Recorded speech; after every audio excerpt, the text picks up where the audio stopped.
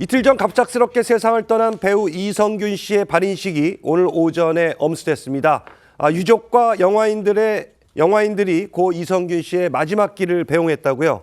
그렇습니다. 이성균 씨가 48세를 일기로 오늘 오전 영면에 들었습니다. 유족들의 뜻에 따라서 비공개로 치러졌고 이 빈소가 차려졌던 서울대 병원 장례식장에서 이 발인이 엄수가 됐는데요. 이 마지막까지 함께한 배우들이 있었습니다.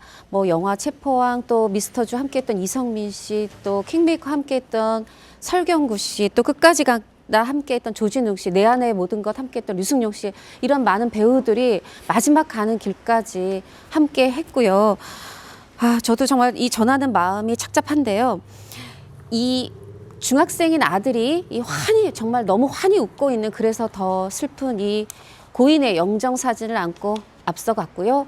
또 아내인 전혜전 씨, 배우인 전혜진 씨도 이 둘째 아들 손을 꼭 잡고 뒤를 따르는데 정말 오열을 하시더라고요.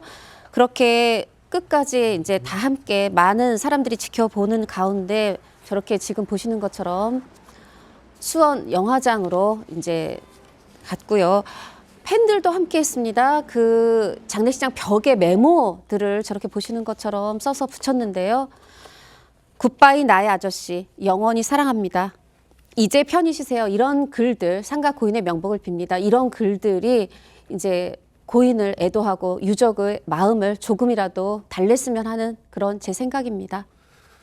이런 가운데 이성균 씨를 협박해 5천만 원을 갈취한 혐의를 받는 20대 여성이 어젯밤 구속됐는데요. 영장실질심사 후 이 여성의 모습 잠시 영상으로 보겠습니다. 마약 투약 의혹 알리겠다고 협박하셨어요?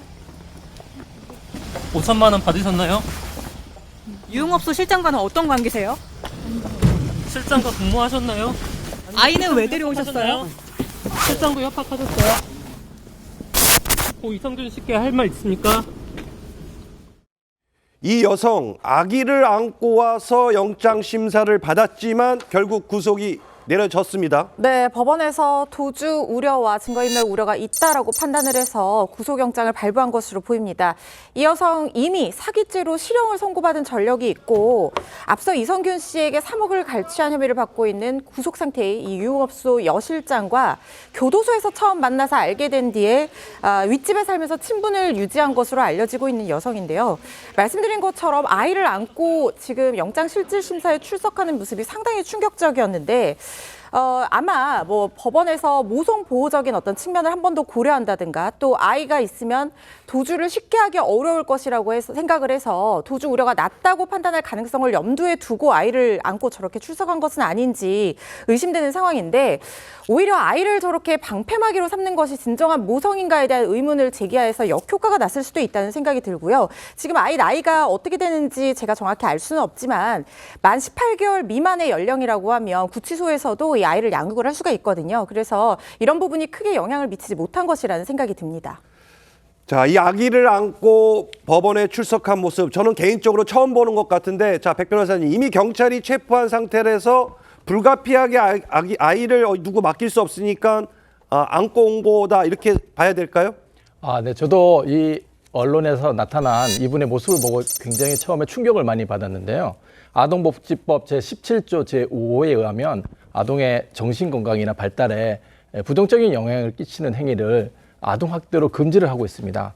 취재진과 경찰들이 상당히 많이 몰려있는 그런 어떤 극심한 스트레스를 받을 수 있는 상황에 이 여성분께서 18개월 미만의 아이를 데리고 온 그 상황에서 그 아이가 엄청나게 많은 스트레스를 받았을 걸로 생각이 되고 그것은 아동의 정신 건강에 지극히 부정적인 영향을 미칠 걸로 보이기 때문에 아동학대에 해당할 가능성이 굉장히 높다고 생각됩니다.